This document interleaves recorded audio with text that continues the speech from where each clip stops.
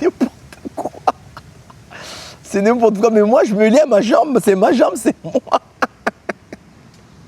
Ah là là, c'est mon ordinateur, c'est moi. Putain, non, c'est fou. Aujourd'hui, on va voir des choses qui me paraissent compliquées à accepter, malgré que c'est la vérité. On va parler de stoïcisme avec Épictète. Et je ne vous mens pas, au début, j'avais commencé à lire son introduction, en tout cas son historique, et je pensais que ça allait être un livre fait de retours d'expérience, de description, de romans, pour être plus précis.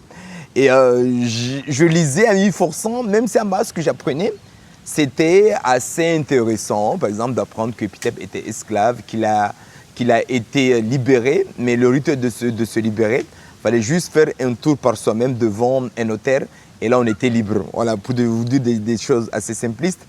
Et ça m'interpellait, mais j'avais peur que ça allait continuer ce même rythme, quoi. Et là, j'arrive au début vraiment de la chose, et je vois en gros que ce sont des petits conseils ou des petits extraits. Il y a même un mot qui s'appelle amiphorisme. Je mettrai le mot exact parce que parfois je vais oublier quoi. Aphorisme, voilà. Le mot c'est aphorisme, voilà, pas besoin de chercher. Et ce sont des aphorismes, plus que des aphorismes, c'est vraiment des conseils, des guides de vie et qui permettent de comprendre, mais pas accepter. Parce qu'il y en a là, je comprends, il y en a que je ne comprends pas, du coup je fais des recherches pour avoir vraiment qu'on appelle ça, une réponse plus claire et que je puisse comprendre ce qui est demandé ici. Mais en tout cas, je pense que ça va vous plaire, on va en faire quelques-uns. L'idée c'est ne pas de dépasser les 10 minutes sans avoir mis de chrono, bien sûr. Allez, c'est parti. Bienvenue dans Who Come True. Ici, on pousse à la lecture, on donne des extraits de texte pour vous donner envie d'aller derrière lire. Parce que sans vous mentir, il n'y a que ça de vrai, lire, s'instruire, prendre de la valeur. Regardez des vidéos comme on le fait tous les jours, c'est du pipeau. Regardez des séries, c'est du pipeau. Lire est meilleur pour vous, pour nous, pour tout le monde, pour qu'on puisse quitter la misère sociale que nous avons à Mayotte. Allez, c'est parti. Donc là, nous sommes sur argument analytique du manuel. Donc voilà, on est sur le point 1. Ça n'a même pas duré, quoi. C'est ça qui est terrible, quoi. C'est parti. Distinction fondamentale entre les choses qui dépendent de nous et celles qui ne dépendent pas. Il dépend de nous de croire, de désirer, de vouloir. Donc ça dépend de nous, selon lui. Et vous pouvez le tester, voilà. Par exemple, quand quelqu'un croit quelqu'un, c'est parce que c'est lui-même qui choisit de croire ou pas. Après, désirer, je n'ai pas dit aimer, c'est autre chose. Aimer, c'est autre chose, désirer, c'est autre chose. Mais il ne dépend pas de nous d'avoir un corps bien ou mal fait, une santé bonne ou mauvaise, etc. Les choses qui dépendent de nous sont libres. Nul ne peut, par exemple, nous empêcher de croire et de vouloir. C'est-à-dire que voilà, nous avons cette capacité, cette liberté. Même si on vous le dit, tu ne peux pas croire à ça, à l'intérieur de toi, tu peux faire ce que tu veux. Personne ne t'empêche. C'est comme ça qu'il le voit. Les choses qui ne dépendent pas de nous sont esclaves. En tout cas, nous rendent esclaves. Je pense que c'est ce qu'il a voulu dire. Par exemple, le premier venu peut maltraiter notre corps, nous enlever nos biens, etc. Quiconque s'attache aux choses qui dépendent de lui conserve donc une absolue liberté. Voilà, il faut s'attacher de ce qui dépend de nous. Et de cette liberté naît le bonheur. Quiconque s'attache aux choses qui ne dépendent pas de lui devient esclave. Et cet esclave le rend malheureux. Ça, c'est le point 1. Il est un peu long, mais vous avez bien compris. Il y a des choses qu'on peut agir. Il y a des choses qu'on ne peut pas agir. Et ici, on parle vraiment de destin. Et très souvent, quand on parle de ça, chez nous, on brandit ce désespoir de dire que c'était écrit. Et moi, j'ai envie de vous poser cette question. Est-ce que c'est écrit qu'à Mayotte, on soit malheureux éternellement? Est-ce que c'est écrit? Est-ce que c'est écrit que quand moi, je rentre dans un centre commercial, les caméras me suivent et que pour montrer patte blanche, je suis obligé d'ouvrir mon gros sac pour vous montrer que j'ai rien volé. Alors que dans d'autres sphères, dans d'autres systèmes, cela n'existe pas. Et je ne suis pas un voleur. Recommandation 2. Tout désir, s'il est frustré, cause le malheur. Toute aversion, si elle ne réussit pas à écarter son objet, cause aussi le malheur. Pour être heureux, il ne faut donc avoir ni désir ni aversion. Moi, je ne sais pas. Moi, j'entends, mais je ne pense pas que moi comme vous ou vous comme moi, en Chimoré, on dit moi d'abord. En français, on dit d'abord l'autre. Pourquoi en Chimoré, on dit nous d'abord? Parce qu'on considère qu'on doit d'abord se mettre en danger avant de dire celui qui n'est pas là, quoi. Ou le deuxième. En gros, c'est une histoire de point de vue que. Alors qu'en France, c'est une histoire de dire qu'il faut d'abord parler de l'autre avant de soi pour être, qu'on appelle, dans une bienveillance, simplement, quoi. On y va. Donc, il faut substituer au désir passionné, épicure, le vouloir au poum, mais un vouloir qui soit lui-même peu énergique et prêt à se plier aux événements. Donc, tu veux, oui, tu veux. Et quand ça ne marche pas, il ne faut pas pleurer et l'accepter. C'est hyper facile de le dire comme ça, mais dans la réalisation, c'est hyper difficile. Il va parler de réalisation dans très peu de temps. Restez là, ça va vraiment vous parler et ça va vous permettre de voir les choses autrement que de dire « Kehangiwa ». Pour que notre volonté puisse ainsi se plier sans peine aux événements, nous devons nous demander la nature de tout objet qui nous paraisse agréable ou utile.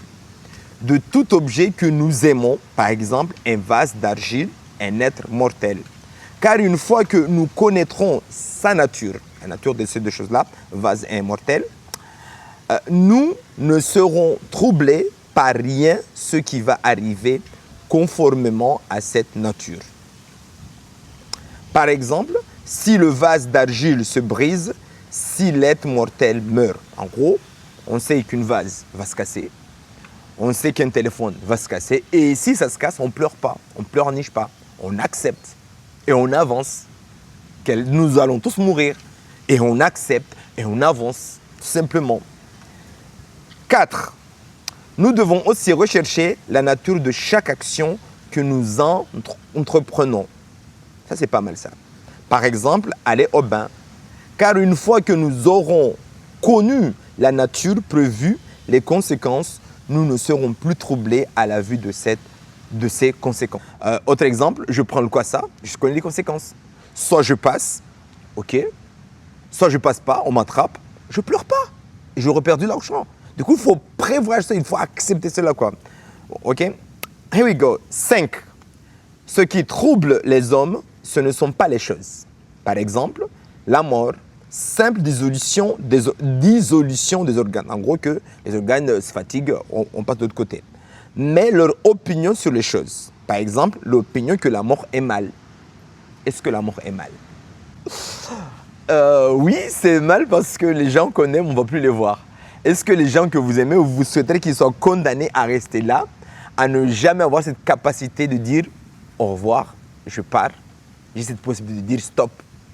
Bon, on s'arrête là. Il ne faut pas que je rajoute un peu de nom là parce que ça va pousser à faire des choses immorales, n'oubliez pas.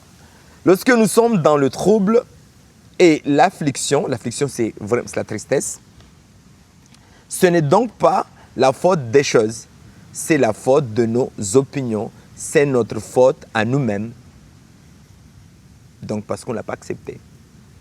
Business. 6. L'homme ne doit s'enorgueillir, oui, ce mot, de nul avantage étranger. Par exemple, d'avoir un beau cheval. Ça, c'est pour tous ceux qui brandissent leur matériel et montrent comme quoi ils ont une belle vie parce qu'ils ont un joli matériel. Mais il doit être fier du seul bien qui lui soit propre. Une volonté bonne, une raison saine, faisant le meilleur usage possible des opinions et représentations.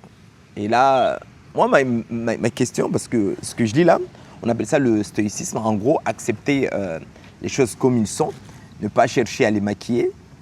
Mais là, il y a plusieurs questions qui viennent en arrivant là. Je me dis, tous les philosophes connaissent ça. Qui le pratique? Est-ce qu'il y a des écoles? Je demande, parce que là, je réfléchis en même temps. Est-ce qu'il y a des écoles, il y a des civilisations, il y a des villes, il y a des familles qui vivent ainsi? Parce que c'est tellement fort ce qu'ils disent là. En gros, tu dois rester une bonne personne, qu'il pleuve ou qu'il mouille. Et garder tes valeurs. On enchaîne 7. Tout ce qui n'est pas nous ne doit pas être pour nous qu'un accessoire. Et nous devons l'abandonner au premier appel. Pourquoi quand un téléphone tombe par terre pour qu'on pleure? Dans ce cas, tu mets une coque.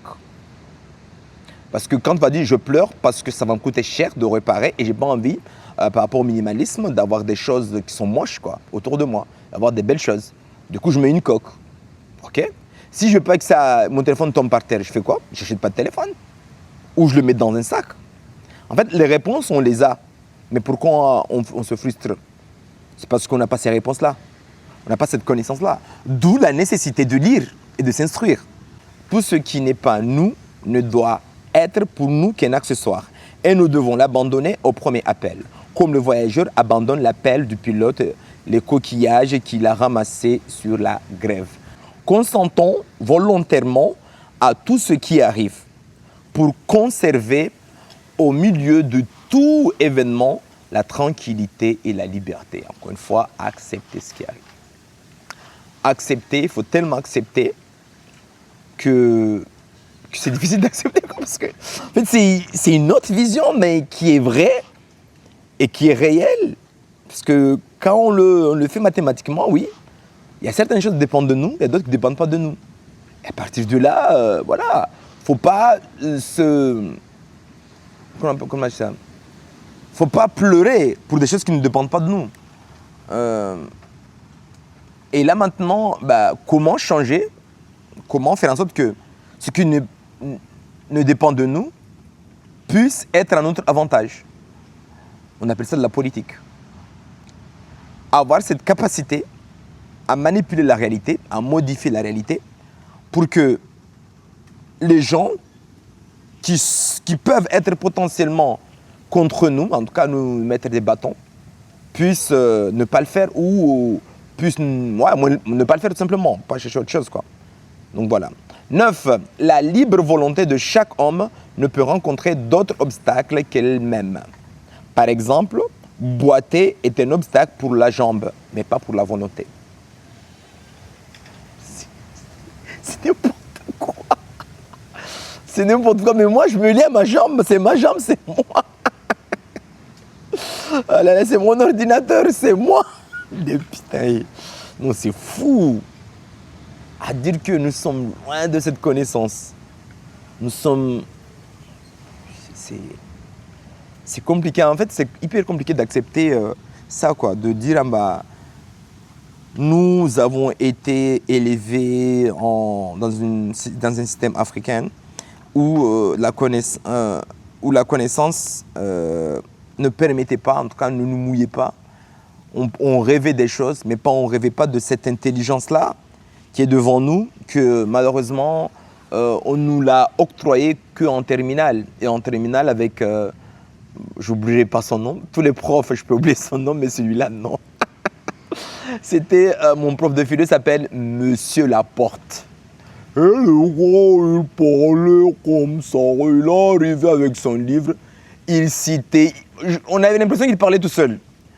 Et moi et Pat, que je salue, une fois on s'est reconnecté, c'était pas mal.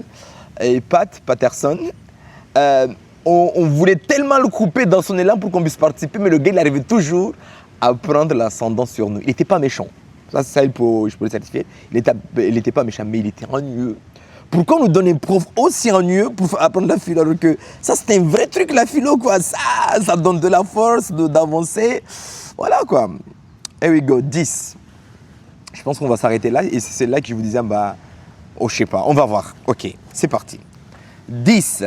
à chaque idée ou représentation qui nous vient du dehors.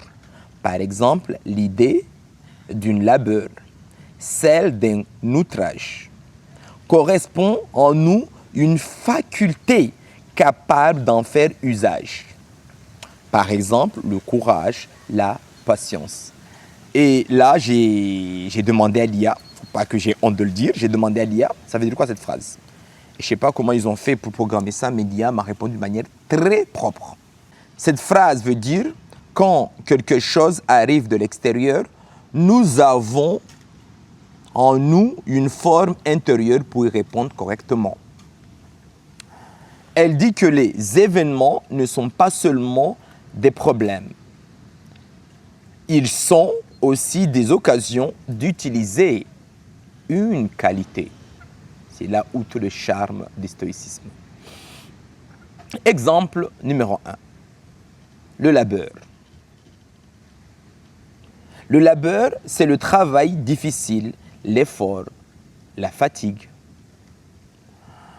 Quand l'idée du labeur arrive, je dois travailler dur, c'est pénible. C'est ce qu'on se dit. Et toi, il y a une faculté qui peut répondre. En gros, qu'est-ce que je dois me dire face à la labeur au travail difficile? Le courage, la discipline, la persévérance. Donc le travail difficile devient une occasion de développer ton courage, la discipline et la persévérance. Plus tu as affaire à ces choses-là, plus tu développes, si tu es conscient, de ces capacités-là. Si tu ne le comprends pas, tu vas faire comme tout le monde, être un abruti, fuir, qu'on te parle mal, qu'on te paye mal, et là tu es en colère. Exemple numéro 2. Un outrage, c'est une offense, une insulte, une humiliation. Quand quelqu'un t'insulte ou te manque de respect, l'idée arrive en toi. Il m'a humilié, il m'a manqué de respect, je fais quoi? Il y a une faculté capable de répondre. La patience, la maîtrise de soi, la dignité. À chaque fois que quelqu'un nous insulte, on va s'entraîner à rester patient, à être digne, à ne pas se noyer vers cette unanimité qu'il a. En plus simple, la phrase veut dire à chaque épreuve extérieure correspond une qualité intérieure que je peux développer. Le monde t'envoie difficultés, insultes, fatigue, injustice. Toi, tu peux répondre courage, patience, intelligence, calme, maîtrise. L'IA me fait cette conclusion. C'est une idée très stoïcienne. Ce qui arrive ne dépend pas toujours de moi. Mais ma manière d'utiliser ce qui arrive dépend de moi. Voilà. L'IA m'a battu. Et du coup, moi je vous dis, si vous avez cette chance, allez chercher vraiment le livre. Je vais vous le dire, le titre comme ça, vous l'avez, vous pouvez le feuilleter. Franchement, c'est hyper facile à lire. Il y a des livres difficiles que j'ai vus, mais celui-là, c'est du gâteau quoi. C'est Manuel d'Épithèque. Ok? C'est Manuel d'Épithèque et moi j'ai vraiment l'ancienne version, je pense la première. Je sais pas. En tout cas, j'ai tous les cachets ici. Je vais essayer de lire les cachets. Ici, c'est écrit Paris, librairie Charles de la Grave. Après, il y a notre cachet Ottawa, bibliothèque, instrument universel, bibliothéca. Il y a quelques cachets quoi. De toute façon, je vous mets la capture d'écran là. Comme ça, vous allez voir. Traduction nouvelle. Ah oui, c'est une traduction du coup. Voilà, c'est pas vraiment... Ok. Donc voilà en gros ce que je voulais vous partager. Moi je vais continuer à m'émerveiller dedans et aussi à commencer à mettre ce changement en place. Il y a un gars là qui, je ne sais pas s'il s'appelle, je sais pas s'il se déclare philosophe ou pas, mais il fait des podcasts assez réguliers, assez intéressants. Mais moi j'aime pas le ton de sa voix quoi, ça fait trop propre. Attends, je vais vous le dire, comment il s'appelle. Attendez, il est précepteur. Il est sur YouTube et sur les plateformes de podcast. Franchement, pour les étudiants ou pour les curieux, pour ceux qui veulent vraiment quitter cette souffrance, parce que si on souffre et qu'on n'a pas les outils, notamment le stoïcisme qui est là, on est amené à cacher son bonheur ou en tout cas à s'accrocher sur des accessoires pour dire qu'on est heureux, quoi, tout simplement, ou qu'on ne l'est pas. Sur ce, les filles, on se dit à la prochaine et lisons, lisons, lisons pour prendre de la graine. Kwaheri.